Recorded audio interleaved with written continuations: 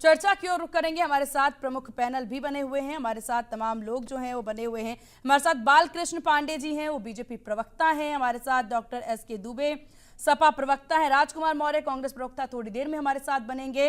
और हमारे साथ विनम्र सेन सिंह जी हैं, राजनीतिक विश्लेषक। आप सभी का बहुत स्वागत है इंडिया न्यूज उत्तर प्रदेश उत्तराखंड पर। विनम्र सेन जी, शुरुआत आप ही से करेंगे। रुझान काफी हद तक आगे बढ़ चुके हैं और जो तस्वीरें इस रुझान में सामने आ रही है, सबसे पहले उत्तर प्रदेश के परिप्रेक्ष्य में बात करेंगे। क्या लग रहा है, क्योंकि हालांकि इंडिया 43 पर है, एनडीए 35 पर है, क्या समझ पा रहे हैं आप इन आंकड़ों को लेकर? अब देखिए, उत्तर प्रदेश के खासकर रुझानों को बात किया जाए तो सारे विश्लेषण और सारे आंकड़े जो अभी हम लोगों ने कल तक डिस्कस किए, जो एक सिनेरियो दिखाई पड़ रहा था, वो पूरा का पूरा परिवर्तित दिखाई पड़ रहा है। और अगर इतना बड़ा परिवर्तन दिखाई पड़ रहा है तो निश्चित तौर पर एक बड़ी अंडर करंट थी, जिसको सारे राजनीतिक विश्लेषकों, सर्वे, न्यूज, सभी लोगों ने उस अंडर करंट को मिस किया। इस बात से हमको स्वीकार करने में कोई गुरेज नहीं होना चाहिए। दूसरी बात, अभी तो थोड़ा परिवर्तन की गुंजाइश है, लेकिन इतना परिवर्तन की गुंजाइश नहीं है कि जिसमें आंकड़े एकदम से विपरीत हो जाए, एकदम से बदल जाए। अब ऐसी स्थिति में कुछ कह पाना कि क्या कारण होगा इसका, क्या जनता का विश्वास उत्तर प्रदेश में मोदी से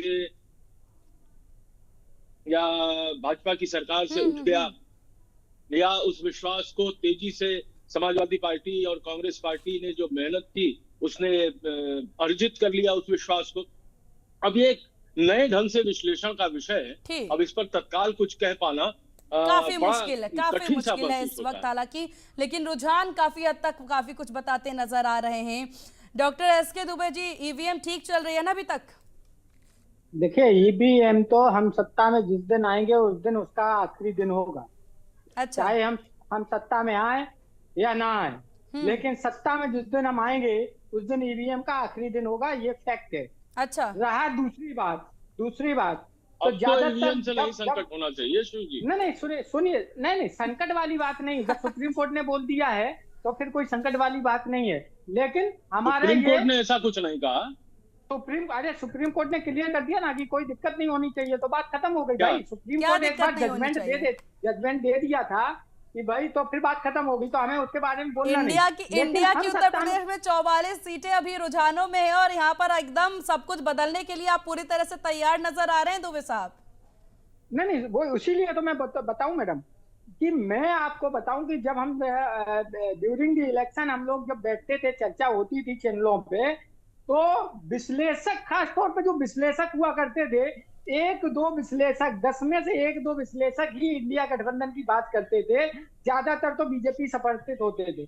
लेकिन आज पासा पलट रहा है और हम तब भी यही कहते थे कि उत्तर प्रदेश में समाजवादी पार्टी हाईएस्ट सीट वाली पार्टी होगी, और वो अभी आपके रुझानों से दुबे साहब, आपने मेरे सवाल का जवाब नहीं दिया हालांकि।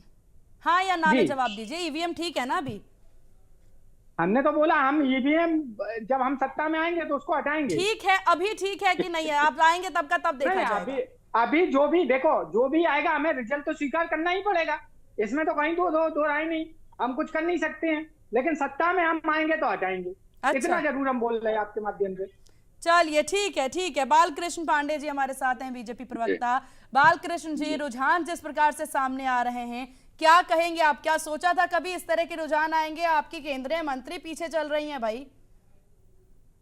मैं ये कहना चाहता हूँ आपसे कि भारतीय जनता पार्टी नरेंद्र मोदी जी के नेतृत्व में तीसरी बार इस देश में सरकार बनाने जा रही है। रही बात कुछ स्पेसिफिक राज्यों में सीट कम ज्यादा या इस प्रकार की बातों का है प्रश्न, तो हम चूंकि संगठन पे आधारित दल हैं और कैडर बेस्ड पार्टी है, तो हम बहुत अच्छी जब जीत अर्जित करते हैं तो भी आत्म मूल्यांकन, आत्मनिरीक्षण हम करते हैं और उस पर चर्चा करते हैं। ठीक है बालकृष्ण जी, आपके पास आएंगे, आप सभी के पास आएंगे और एक एक करके जवाब जानेंगे। इसी बीच हमारे साथ उत्तर प्रदेश के मंत्री धर्मवीर प्रजापति जी बने हुए हैं। धर्मवीर जी, बहुत स्वागत है आपका इंडिया न्यूज उत्तर प्रदेश उत्तराखंड पर।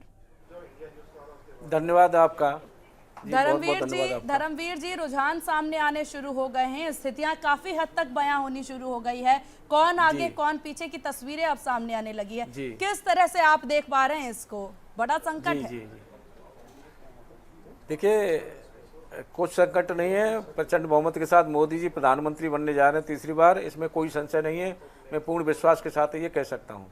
लेकिन बीजेपी की स्थिति उत्तर प्रदेश में इस वक्त देखने वाली है, एनडीए की। हालांकि उत्तर प्रदेश में ये बात सही है कि रुझानों में इस समय हम लगभग 50-50 चल रहे हैं। हाँ, अभी समय है, लेकिन एक अनुभव जो हमने किया है वो जी सर अपनी बात रखिए। एक जो है अनुभव हमने जो किया है, आदरणीय प्रधानमंत्री मोदी जी और भाजपा और उत्तर प्रदेश के मुख्यमंत्री योगी जी के प्रति कोई नाराजगी हमें देखने को नहीं मिली। हाँ, व्यक्तिगत कोई प्रत्याशियों से हमें पूरे उत्तर प्रदेश में जब चुनाव में हम गए हैं तो देखने को हमें नाराजगी मिली है, और उसका परिणाम ये हम जो सामने देख रहे हैं वो सामने दिख रहा है हमें। चलिए, आपने ये बात अभी एक्सेप्ट किया, हालांकि इससे पहले ऐसी चीज कोई एक्सेप्ट की नहीं जा रही थी। लेकिन धर्मवीर जी, क्योंकि पूरी स्थितियां इस वक्त जिस तरह से सामने आ रही है, रुझान सामने आने शुरू हो गए हैं, क्या कमी मान सकते हैं? क्योंकि आप कहते बार बार नजर आ रहे हैं 400 पार 291 पर एनडीए है, 231 पर इंडिया गठबंधन है। आपको नहीं लगता काफी हल्के में ले लिया था आपने विपक्षियों को?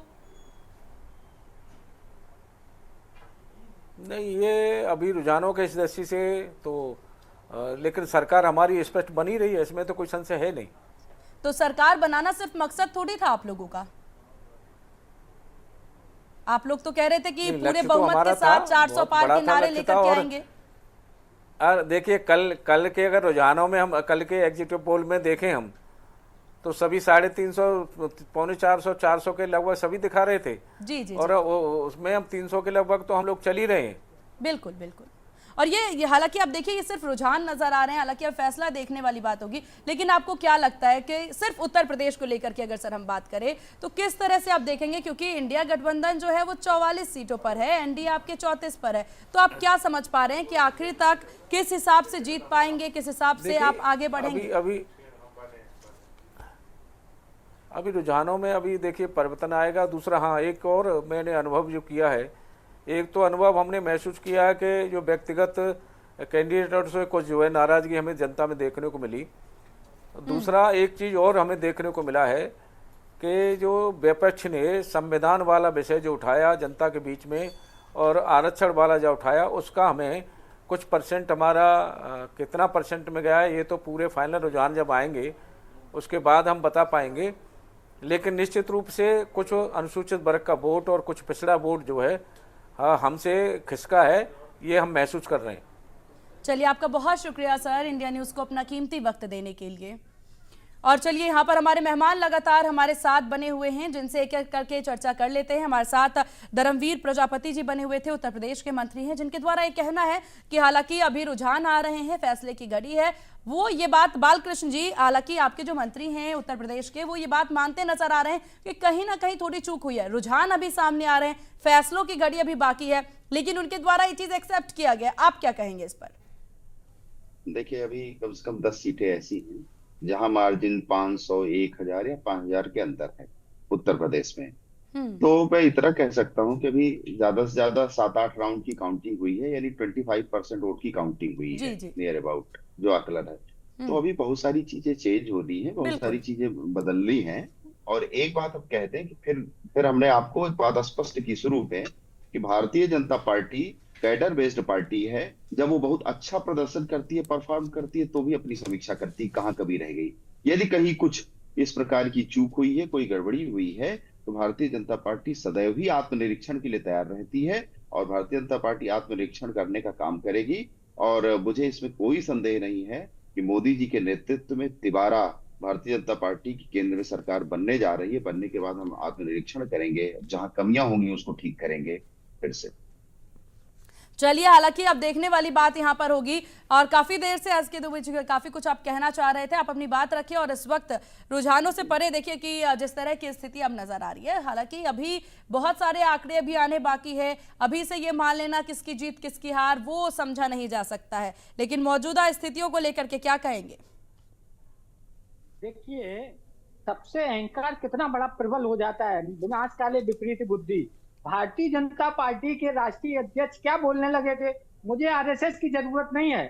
जो अपनी माँ को माँ कहने में शर्म करने लगे, उसका पतन तो निश्चित था मैडम। ये तो अच्छा। उसी दिन पटकथा लिख दी थी जिस दिन इनकी बुद्धि ऐसी भ्रष्ट हो गई थी कि हमें आरएसएस से हमें कोई लेना देना नहीं, हम तो अपने बलबूते पे आ जाएंगे। एक दूसरा, जिस दिन इन लोगों ने टिकट फाइनल किए, जैसे अगर मैं अपने इटावा की बात करूं, न्याय के 3rd ग्रेड का आदमी था वो, इनका जो सांसद था, उसका इतना विरोध था, लेकिन उसको दोबारा सीट दे दी कि नहीं भाई आप ही उम्मीदवार बनेंगे। तो निश्चित तौर पर इनके जो अभी मंत्री महोदय आए थे बोल रहे थे कि उम्मीदवारों का चयन इनके लिए घातक सिद्ध हुआ। और अभी आप देखना कि हो सकता है कि ये सरकार से चलते बने, क्योंकि अभी लेटेस्ट जो बता रहा है 270 आ गया है आंकड़ा इनका, मतलब 270 फुल एनडीए, यानी कि ये 220 के